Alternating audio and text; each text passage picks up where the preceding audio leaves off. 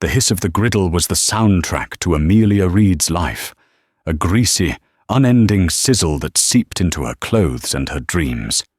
At 24, she felt like a fossil, preserved in the amber of the Starlight Diner. Her existence was a precarious balance of lukewarm coffee, aching feet, and the relentless arithmetic of survival. A part-time history degree at the City College felt less like a stepping stone and more like a millstone, dragging her deeper into a $52,000 cavern of student debt.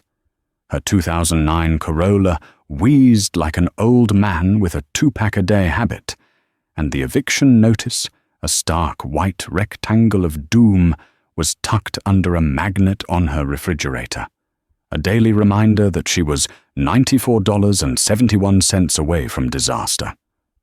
The tips from this Friday night shift weren't just a bonus. They were the difference between a roof over her head and a conversation with her grandmother she couldn't bear to have. "Reed, table 4 needs a check, and table 9 is complaining the chili's cold." "Again," barked Frank, the diner's manager. Frank wasn't a bad man, just a man whose soul had been deep-fried and salted a long time ago. He ran on caffeine, nicotine, and the quiet desperation of a man who'd peaked in high school. "On it," Amelia mumbled, stretching her lips into a smile that felt as brittle as old paint.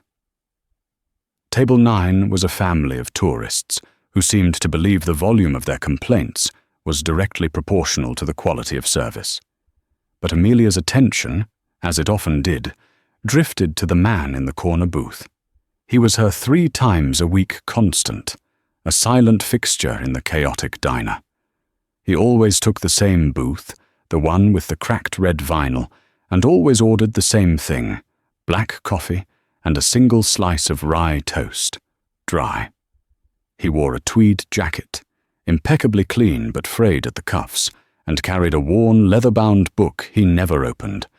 In the diner's loyalty system, which he politely declined to join, his name would have been Silas.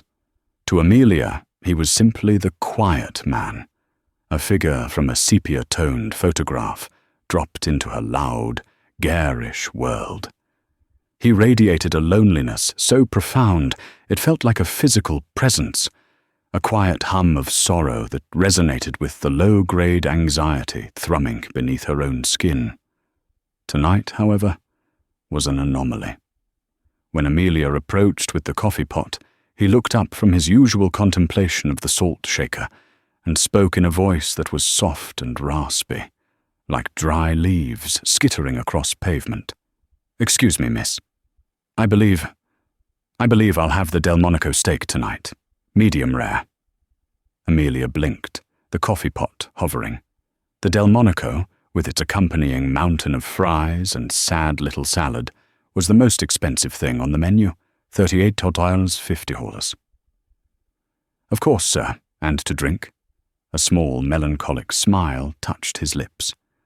"A glass of the house red, if you would be so kind." She nodded, her waitress smile concealing a jolt of surprise. With the slice of pie he'd already eaten, his bill was cresting $50. It was a celebration, perhaps. A long-lost friend found, a piece of good news received. A small, vicarious warmth bloomed in her chest for him. An hour later, as the dinner rush ebbed, leaving behind a battlefield of crumpled napkins and sticky tables, Mr. Silas sat back, his plate wiped clean. He had eaten with a slow, deliberate grace, as if committing each bite to memory. He caught her eye and gave a slight nod, the universal signal for the check. Amelia printed the slip. 50 sembevenrötite tart. She placed it discreetly on his table. "Take your time, sir." A few minutes later, she saw him wrestling with a thin, worn wallet. He produced a standard-issue blue bank card. She returned with the portable terminal, the little machine that held the power of financial life and death. He inserted the card. The machine whirred, then emitted a shrill, brutal beep that sliced through the diner's weary calm. Declined. A cold knot formed in Amelia's stomach. Mr. Silas's face, already etched with the pallor of age, became a mask of ghostly white. A fine tremor started in his hands. "Oh," he whispered, the word a tiny crack in the universe. That's not possible. My pension was just deposited. Could you try it once more?" Feeling the weight of Frank's suspicious gaze from behind the counter, Amelia ran the card again. The machine's response was the same electronic shriek of rejection. "Good heavens," Mr. Silas stammered, his eyes darting around the room as if seeking an escape route. He was drowning in humiliation. He began a frantic, fluttering search of his coat pockets. I don't understand." "Hey, Reed!" Frank's voice boomed across the diner. "Problem over there?" The few remaining patrons swiveled in their seats. The old man's private shame was now a public spectacle. He looked like a trapped bird, his dignity shattering like thin glass. In that instant, something hot and fierce surged through Amelia. It wasn't pity. It was rage. A white-hot fury at a world that could so casually and cruelly humiliate a decent old man over a piece of meat. She pictured the eviction notice on her fridge. She thought of her gas tank's needle hovering resolutely on E. Then she looked at Mr. Silas's terrified, watery grey eyes, and the $94.71 ceased to matter. "No problem, Frank," she called back, her voice sharp enough to cut glass. She leaned in close to Mr. Silas, her voice a low, urgent whisper. "Don't you worry about a thing." She pulled her own worn wallet from her apron pocket, the one held together with duct tape. She slid out her debit card. "Miss, no, I couldn't possibly allow," he began, his voice choked with shame. "Sir," she said, her eyes fixed on the card reader as she tapped her card against it. "It's on the house. A thank you to our most loyal customer." The machine beeped, a soft, forgiving chime. Approved. She printed the receipt, tore off the customer copy, and tucked the merchant copy into her apron. "You're all set, sir," she said, her voice bright and impossibly cheerful. "Have a wonderful evening." Mr. Silas didn't speak. He just stared at her, his gaze intense and penetrating. For a full 10 seconds, he truly saw her. In the depths of his sad eyes, there was gratitude, but also something more profound. It was a look of solemn acknowledgement, as if he were witnessing something he thought had gone extinct. He gave a single, sharp nod, a gesture of immense dignity. He slowly rose, adjusted his tweed coat, and walked out into the night. Amelia sagged against the counter, her knees weak. The $57.88 debit felt like a physical blow. She was no longer just behind on rent. She was officially in the red, with no clear path to getting back into the black. "What was that all about?" Frank grumbled, sidling up to her. "Machine was glitching," Amelia lied, the words tasting like ash. "I comped it, for loyalty, like I said." Frank's eyes narrowed. $57, Reed. That's coming out of your pay." "Fine," she snapped, her composure fraying. "It's handled." She fled to the back, splashing her face with cold water in the grimy employee bathroom. She had just committed an act of financial self-immolation to keep a stranger warm. Staring at her own tired, pale reflection in the cracked mirror, a single thought echoed in her mind. That was the single dumbest thing you have ever done. Saturday morning arrived grey and unforgiving, the light filtering through her apartment's grimy windows like watered-down milk. Amelia awoke with the familiar, cold dread of the financially damned. The $57 was a gaping wound in her account, which now displayed a balance of $4.19. The eviction notice on the fridge seemed to mock her with its crisp, bureaucratic certainty. The kindness of the previous night now felt like an act of profound recklessness.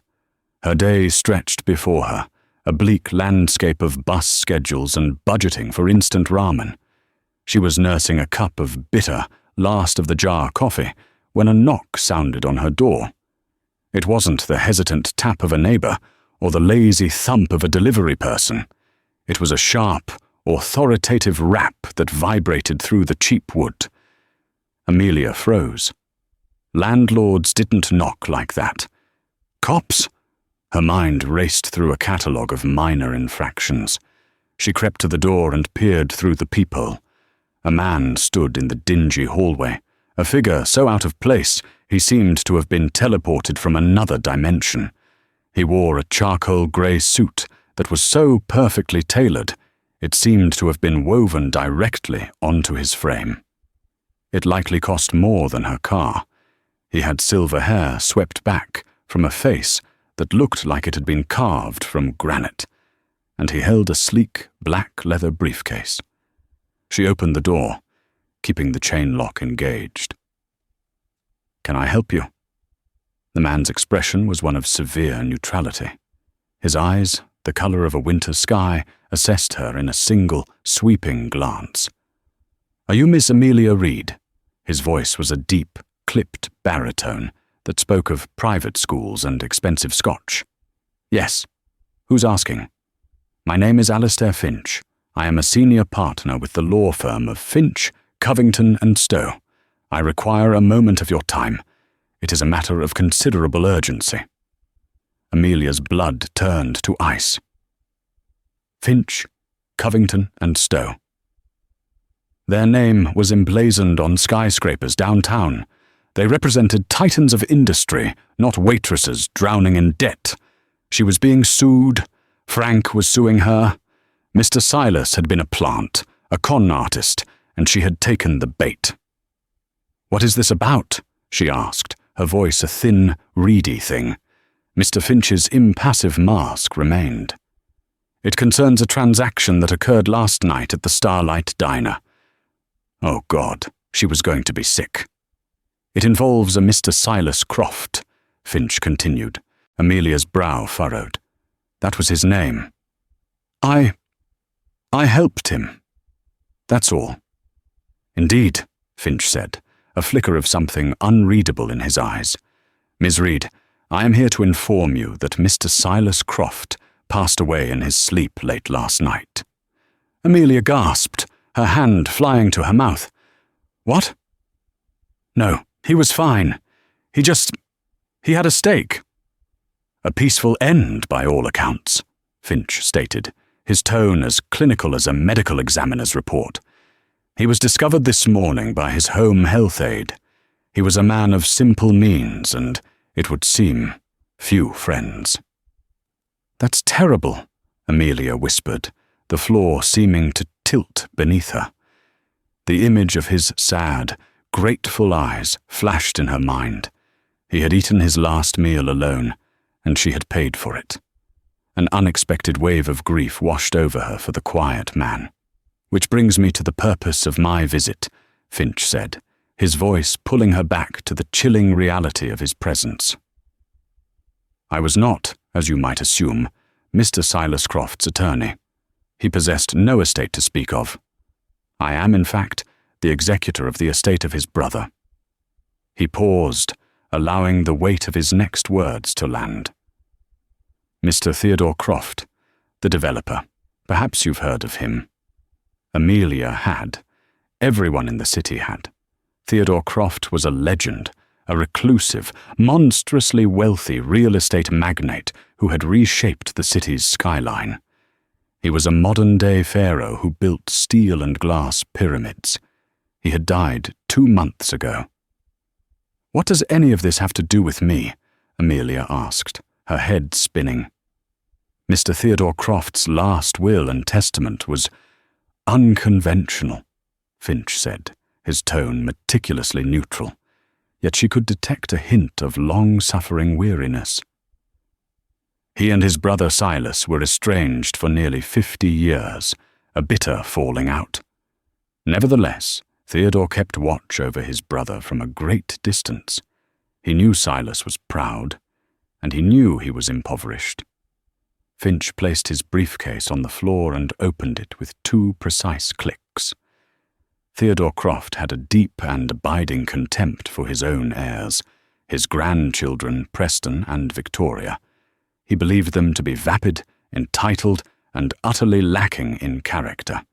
He therefore constructed a rather baroque codicil to his will. A test.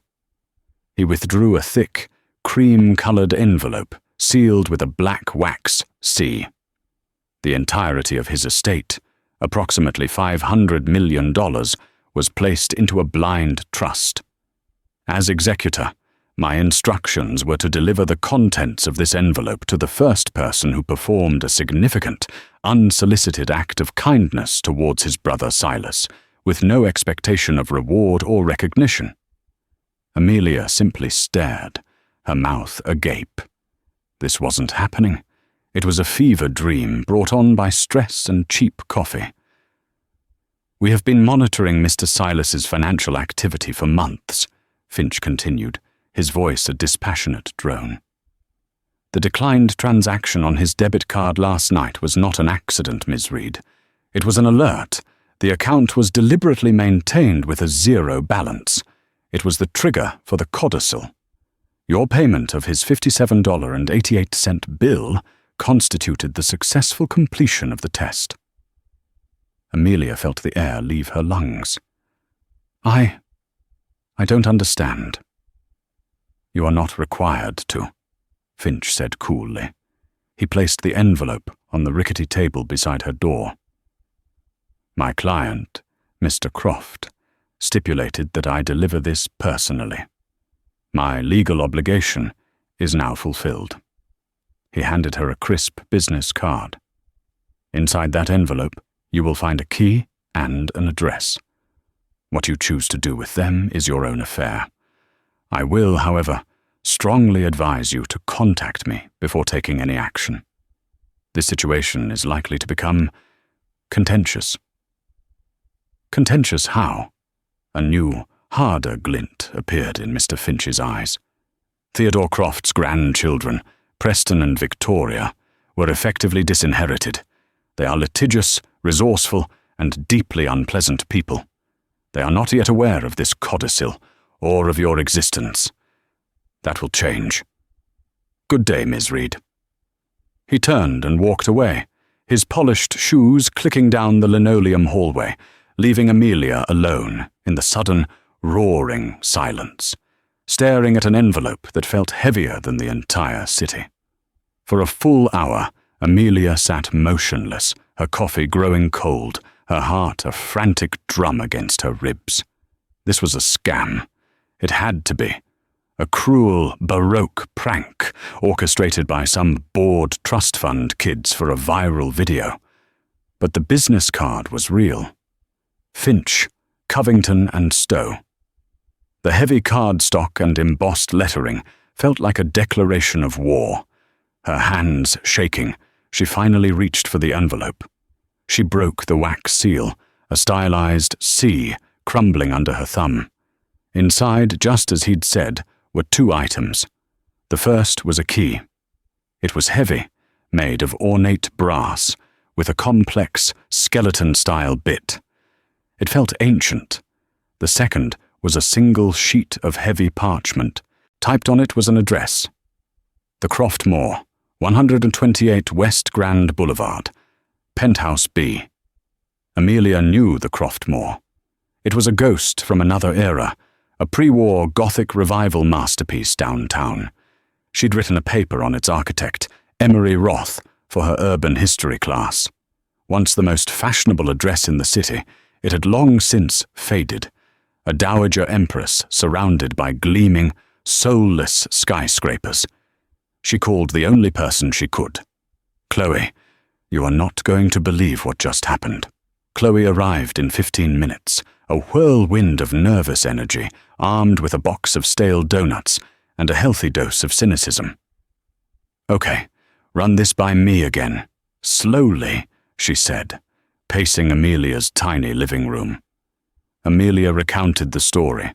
Mr. Silas, the steak, the declined card, the impossibly tailored suit, the lawyer, the key.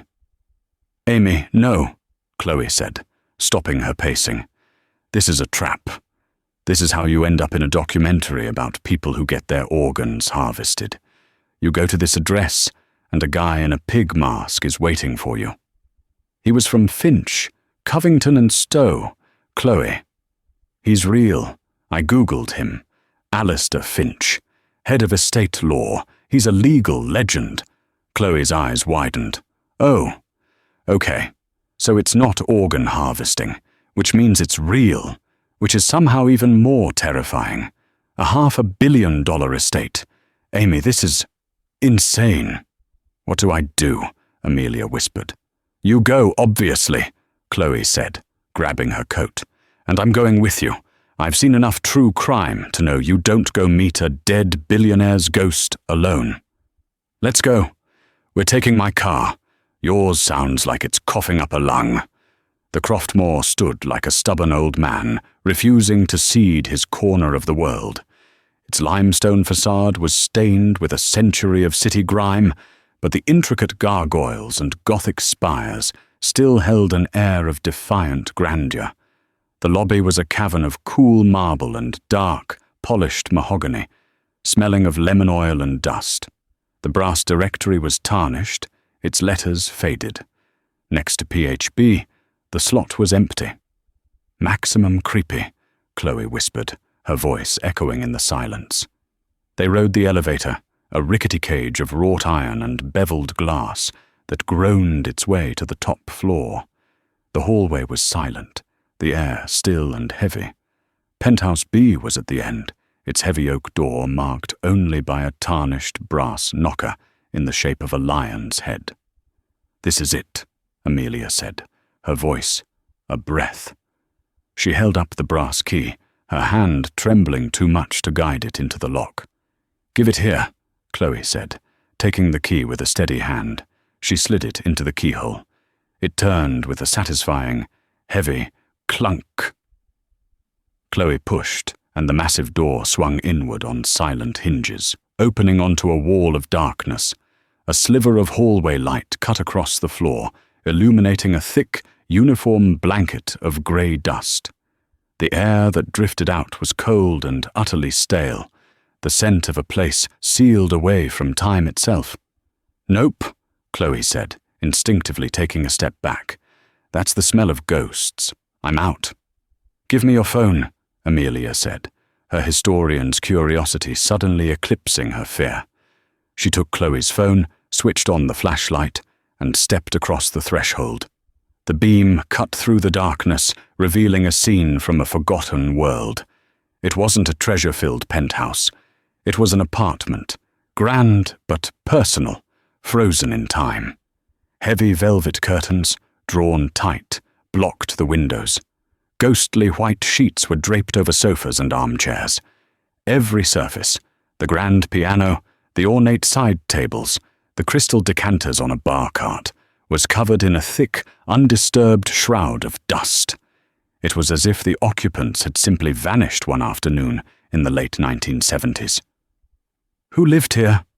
Chloe whispered, venturing in behind her. "I don't know," Amelia breathed. Her light danced across the room, finally settling on a massive mahogany desk against the far wall.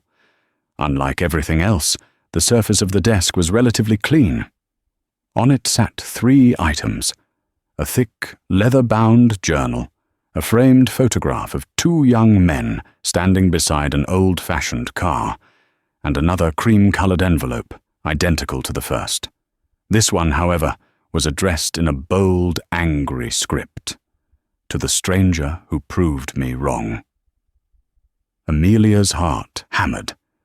That was her. She was the stranger. With trembling fingers, she opened the envelope. The letter inside was not from Finch. It was from the man himself, written with a thick fountain pen that bled slightly into the expensive paper. It was dated 2 months ago, just before his death. To the individual reading this: "If you hold this letter, It means you have accomplished something my own blood could not. You have shown my brother Silas a moment of selfless decency. In doing so, you have become the unwilling and likely terrified executor of my final and most sincere wish.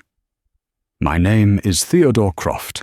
For 47 years, I have been a stranger to my own brother. A foolish argument, a clash of pride and ambition tore our lives apart. He was the artist, the dreamer. I was the builder, the brute. I built an empire of steel and glass, and he built a small, quiet life of regret. I now realize mine was the greater regret, just far more lavishly decorated. I watched him from afar. I knew he struggled. I knew his pride, the very thing that drove us apart, would never allow him to accept a penny from me. And I knew my grandchildren, Preston and Victoria, were circling my deathbed like well-dressed vultures. They are hollow people, obsessed with the Croft name, but utterly ignorant of the sweat and sacrifice that built it.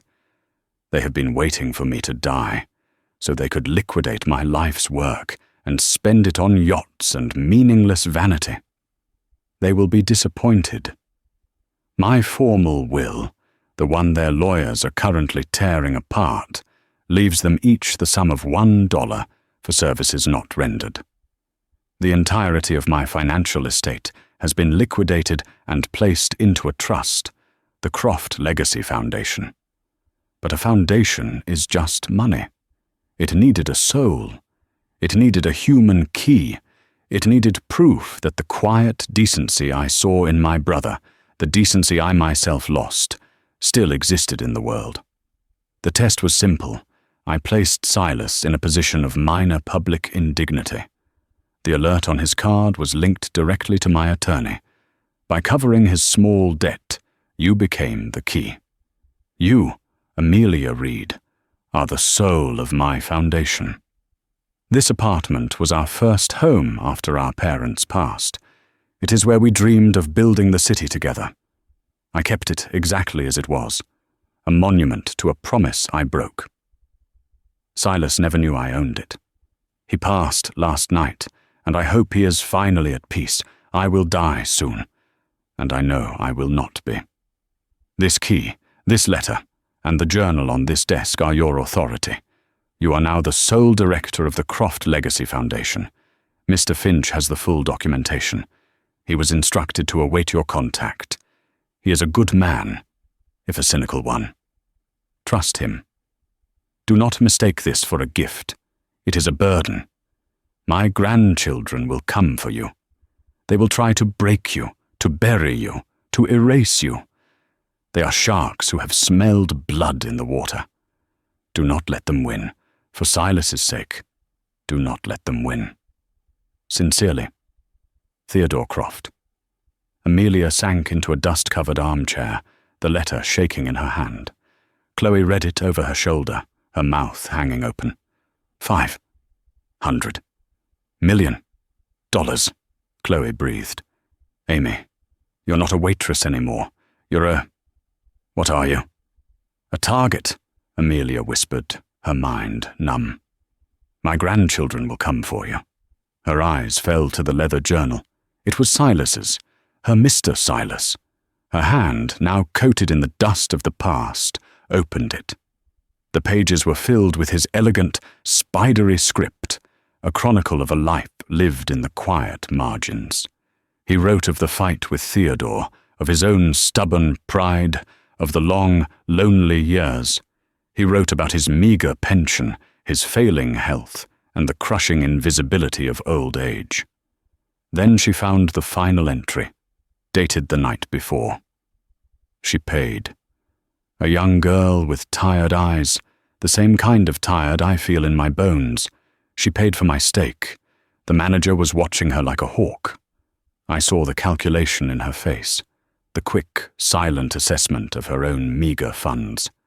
I saw that it hurt her to do it, and she did it anyway. She called it a loyalty bonus to spare an old man's pride.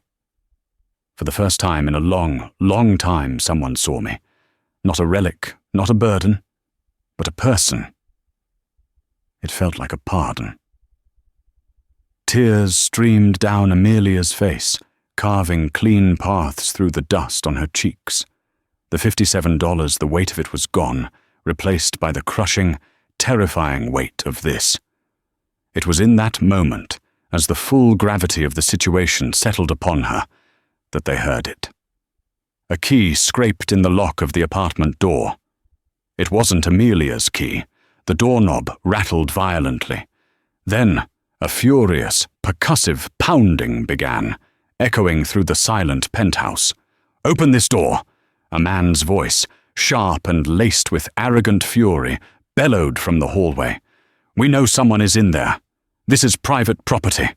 Open up, or we're calling the police." Amelia and Chloe froze, their eyes locking in shared terror. "Who is that?" Chloe whispered, grabbing a heavy crystal decanter from the bar cart and holding it like a club.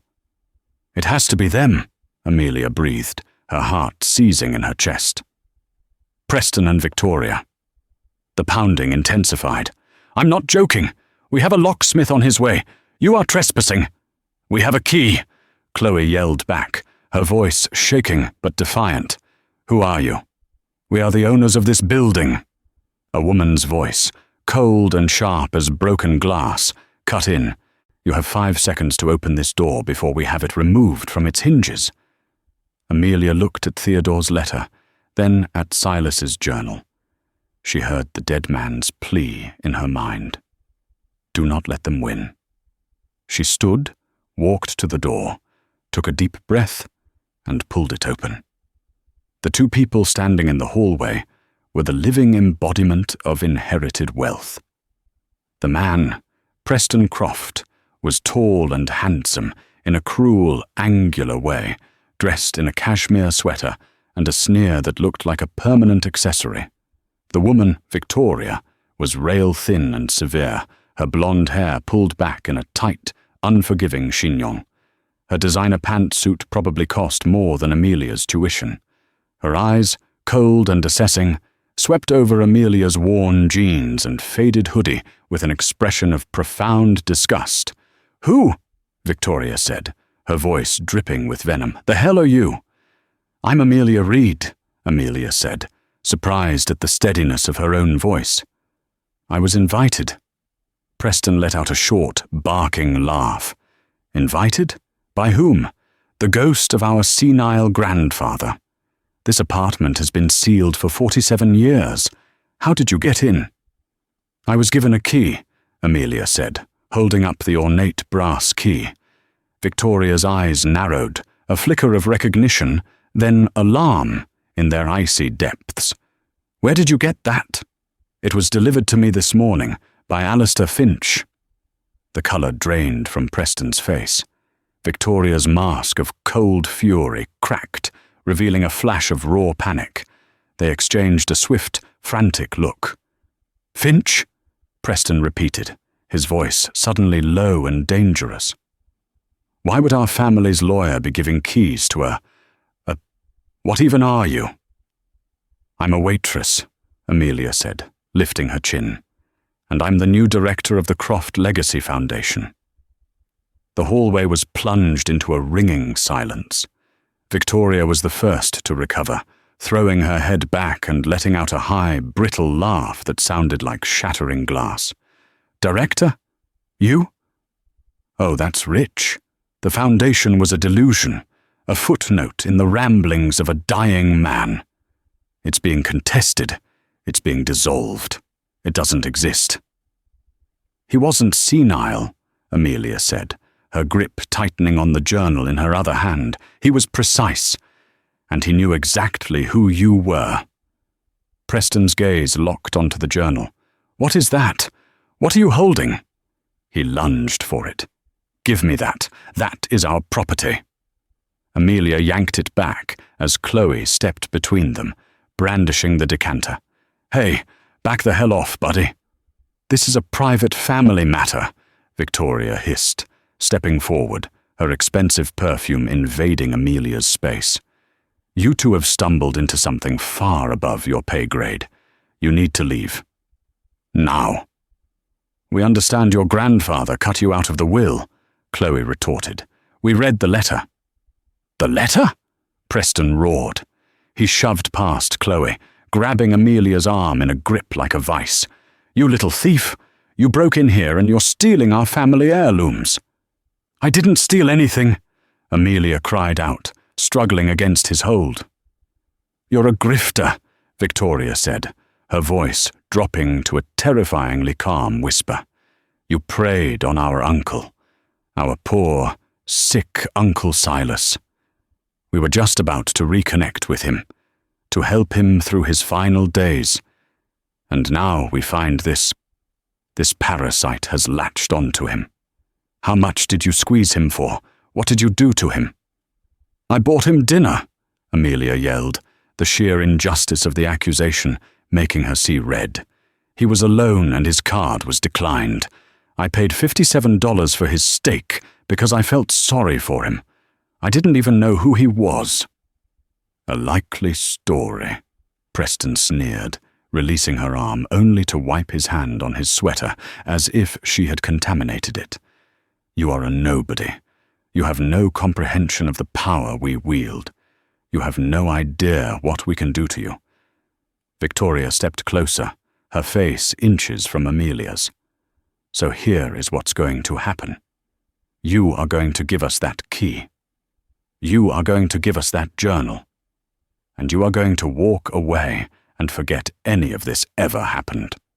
Preston pulled out a slim, alligator skin wallet and extracted a thick sheaf of $100 bills. "Here's $20,000, a finder's fee. Take it, go pay your rent, buy a new car, and disappear. This is your one and only offer. Take it, or we will utterly and completely ruin you." Amelia looked at the money. It was a lifeline.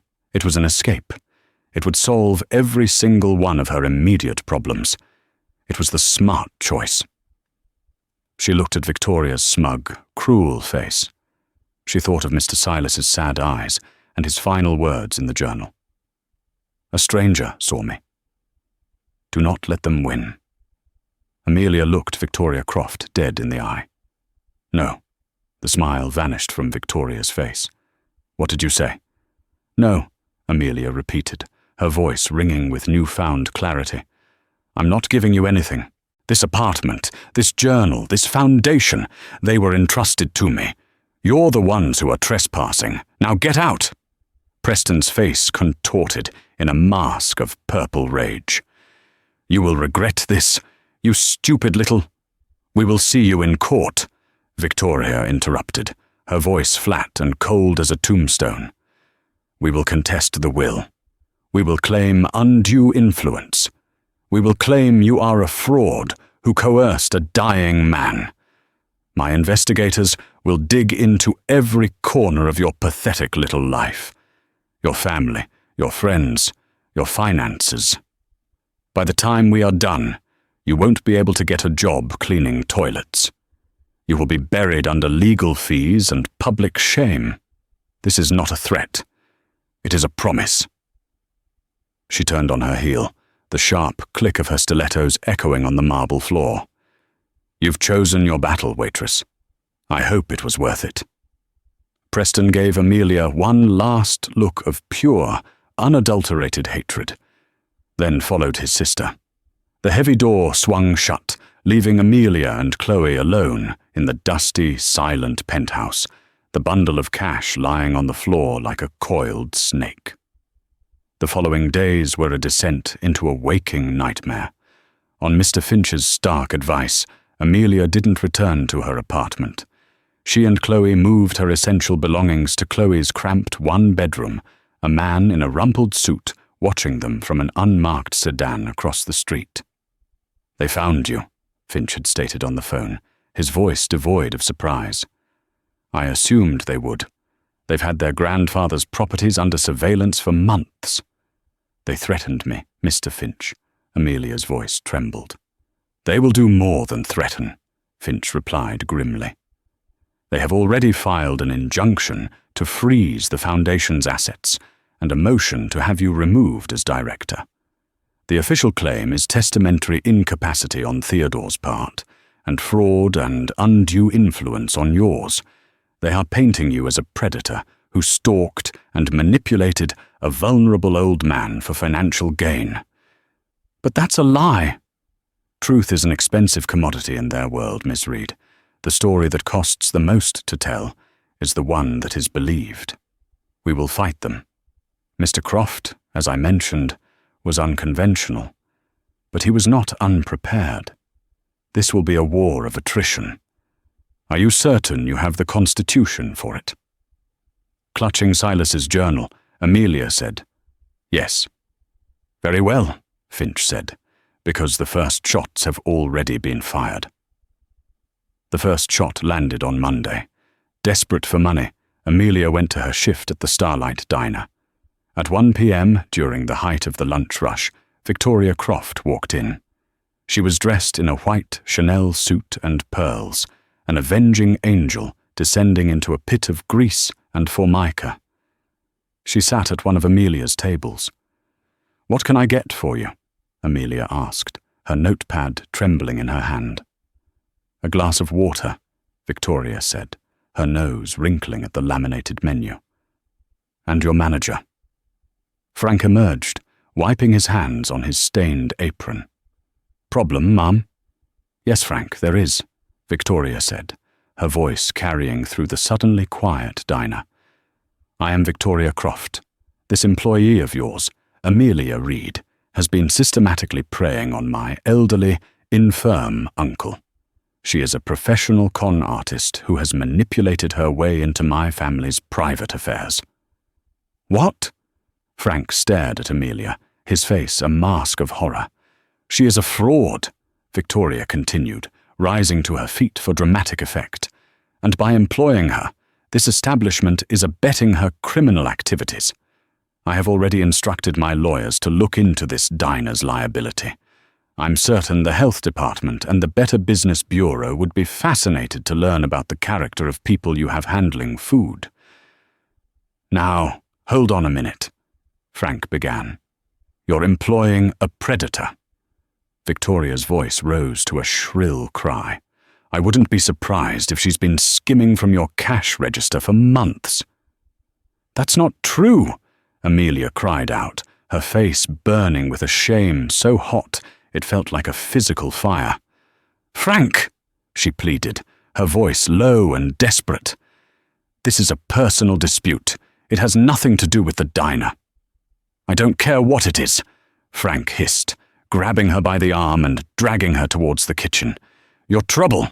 You're fired, Reed. Get your stuff and get out. I've got enough problems without the Crofts suing me into oblivion." "Frank, you can't. I just did. Get out!" She was shoved out the back door into the grimy alley, her apron and tips thrown after her. She was jobless. 2 days later, her landlord served her with an eviction notice, citing a dozen fabricated neighbor complaints. The Crofts were not just fighting her in court, they were systematically dismantling her life, brick by brick. Huddled in Chloe's apartment, surviving on ramen and fear, the reality of her situation settled in. "This is insane," Chloe said, her face pale. "They're trying to erase you, Amy. They're going to bleed you dry and leave you with nothing." "I know," Amelia whispered, staring at the wall. "Finch called," Chloe said, her voice soft. "The Crofts' lawyers made an official offer. $1 million, tax-free. All you have to do is sign an NDA and turn over the journal." Amelia looked at her friend. "Take it, Amy," Chloe pleaded, her eyes welling with tears. "Please take the money. $1 million. You can finish your degree. You can buy a house. You can take care of your grandma. You can be safe. This isn't your fight. These people are monsters." Amelia was tempted. The offer was a life raft in the stormy ocean she was drowning in. It was the sane choice. She picked up Silas's journal, her constant companion through this ordeal. She opened it to the last page. For the first time in a long, long time, someone saw me. "They're trying to make me invisible too," Amelia whispered. "They want to erase him, erase their grandfather's real will, and erase me." She closed the journal.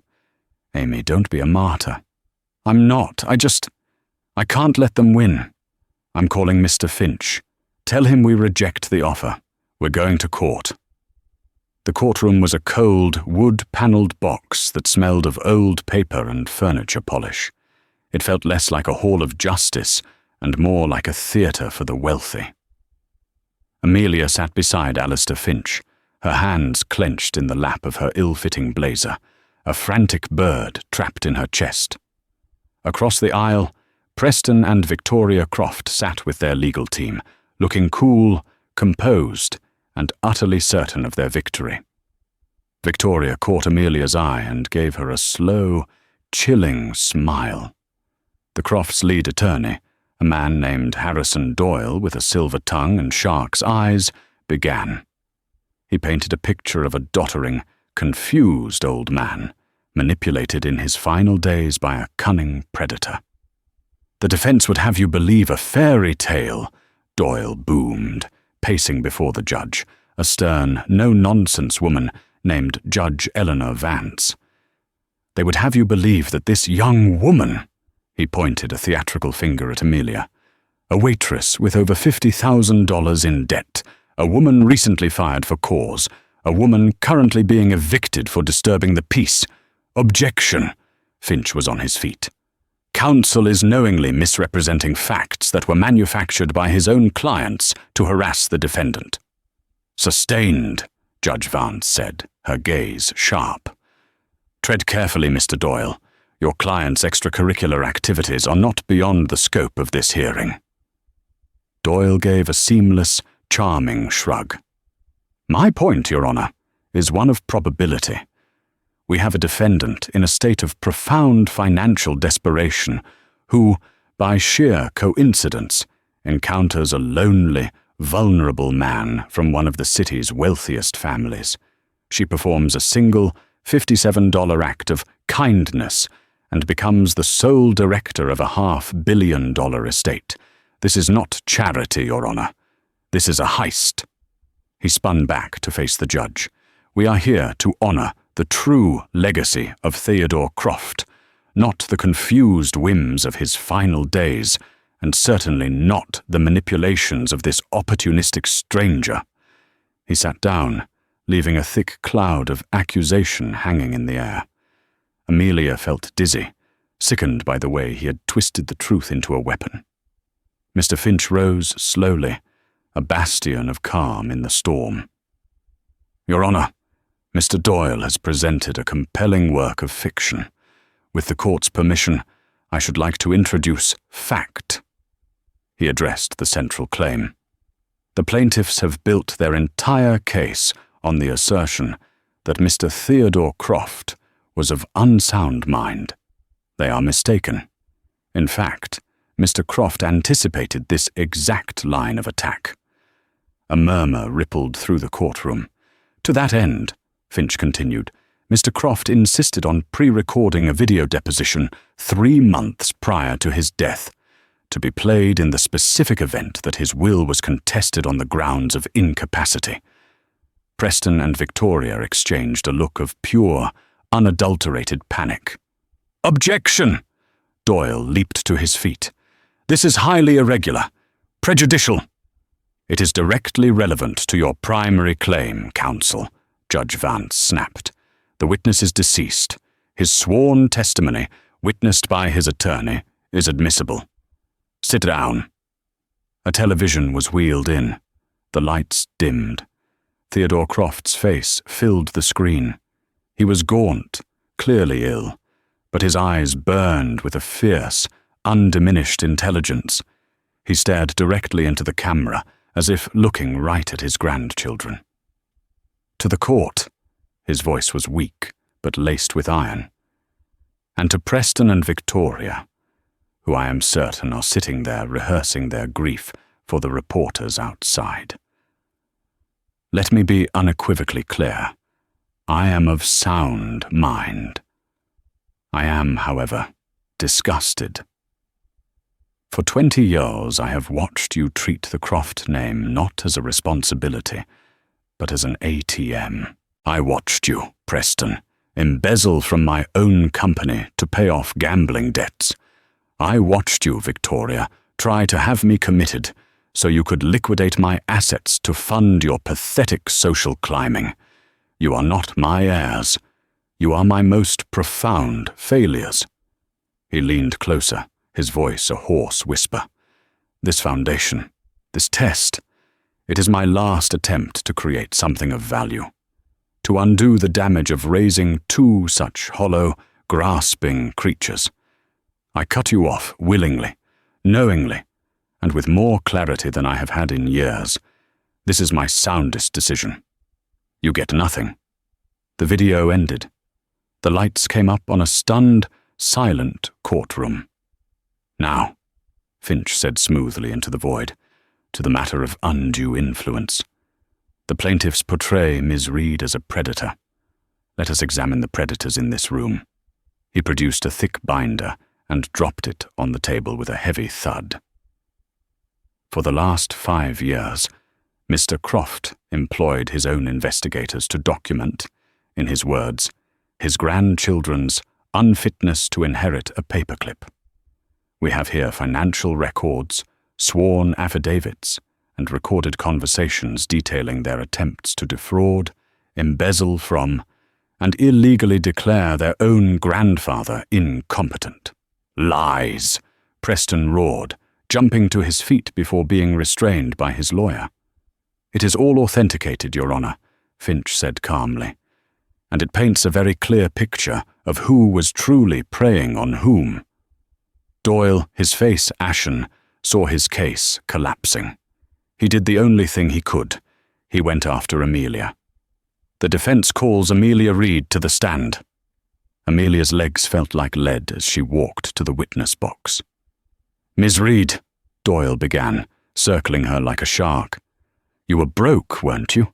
Facing eviction? Hounded by debt collectors? I was having financial difficulties. Yes, Amelia whispered. And you expect this court to believe you simply gave away what amounted to a full day's pay to a total stranger out of the goodness of your heart? It was more than a day's pay, Amelia said, her voice finding a sliver of strength. And yes, I did. Why? He sneered. Wasn't it because you recognized the name? Did some research? Saw an opportunity? A lonely old man, a famous family. It's a classic story, isn't it? No, that's not what happened. He was being humiliated. The manager was yelling. People were staring. He looked so small. I just wanted it to stop. I didn't want him to feel invisible. How noble, Doyle mocked. Tell me, Ms. Reed, what's the first thing you plan to buy with your $500 million? A mansion? A private jet? Or just a better lawyer? Objection. Withdrawn. Doyle smirked, returning to his table, confident he had planted the seed of doubt. Mr. Finch, any redirect? Judge Vance asked. Just one, Your Honor. Finch approached Amelia, his expression gentle. Ms. Reed, you have with you the journal belonging to Mr. Silas Croft. Yes. Please read the final entry. Her voice trembling, Amelia opened the worn leather book. She read Silas's last words, her voice filling the silent courtroom. She didn't see a broke, pathetic old man. She just saw a customer. After 40 years of being invisible, a stranger saw me. It felt like a pardon. She finished, blinking back tears. She looked not at Finch, but directly at the judge. Your Honor, she said, her voice clear and strong. They're right about one thing. I am a waitress. I am in debt. But I am not a predator. They are.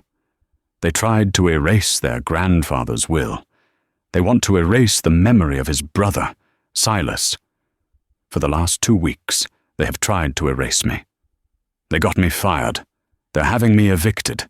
They offered me $1 million to disappear and let them have what they think is theirs." She pointed a shaking finger at Preston and Victoria. "They believe everyone has a price, because they do. They think I'm worthless because I don't have money. But I have this journal, and I have the truth, and I will not be erased." The courtroom was utterly still. Judge Vance stared at the Crofts, her face a mask of cold fury. She looked at the binder of evidence. She looked at Amelia. She didn't even recess. This is one of the most frivolous, offensive, and transparently greedy contests this court has ever had the displeasure of witnessing, she began, her voice like cracking ice. The plaintiff's claim of incapacity is directly and powerfully rebutted by the deceased himself. The claim of undue influence is a textbook case of legal projection. The evidence clearly shows that the only parties attempting to manipulate and defraud Mr. Theodore Croft were his own grandchildren. She fixed Preston and Victoria with a withering glare.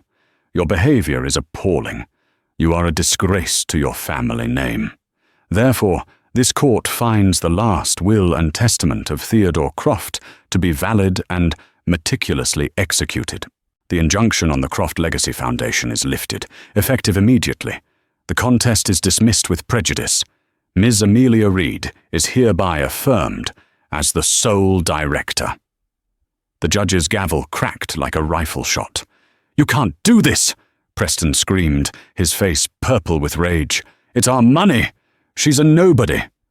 Victoria, however, was colder. She rose slowly, her face a mask of terrifying calm. She locked eyes with Amelia. "This isn't over," she mouthed silently across the aisle, a chilling promise of a war that had just begun. Then she turned and stalked out of the courtroom. Amelia collapsed back into her chair, a gut-wrenching sob of pure relief escaping her. Chloe was instantly behind her, wrapping her in a fierce hug, both of them crying. Mr. Finch waited patiently. When Amelia had composed herself, he tapped her on the shoulder, a rare, thin smile gracing his lips. "Well done, Miss Reed. You were magnificent. Now, shall we discuss the terms of your employment?" "My employment?" Amelia asked, wiping her eyes. "Mr. Finch, I don't have a job." "Oh, but you do," he said, handing her a final small envelope. "This is from Theodore. Your contract." She opened it. The $500 million was locked permanently and irrevocably in the foundation. She was not a billionaire, but the will stipulated the director's compensation. Amelia Reed was named the permanent salaried director of the Croft Legacy Foundation, dedicated to providing housing, healthcare, and dignity for the city's forgotten elderly. Her starting salary was $350,000 a year. The foundation's assets also included the permanent use of Penthouse B at the Croft Moor for the director's residence and office. The key hadn't been to a treasure chest. It had been to a new life. "Theodore didn't leave you his money, Amelia," Mr. Finch said softly. "He left you his purpose." Chloe read the paper over her shoulder and let out a shriek of joy. "A salary! A penthouse! Amy, you're not just safe, you're a CEO." Amelia looked at the contract, then at Silas's journal. She thought of the cold diner, the eviction notice, the $57 that had felt like the end of the world. She looked at Mr. Finch, then at her best friend, who she knew would be her first hire. A slow, genuine smile, the first in what felt like a lifetime, spread across her face. "No," she said, her voice filled with a new, quiet power. "I'm just getting started.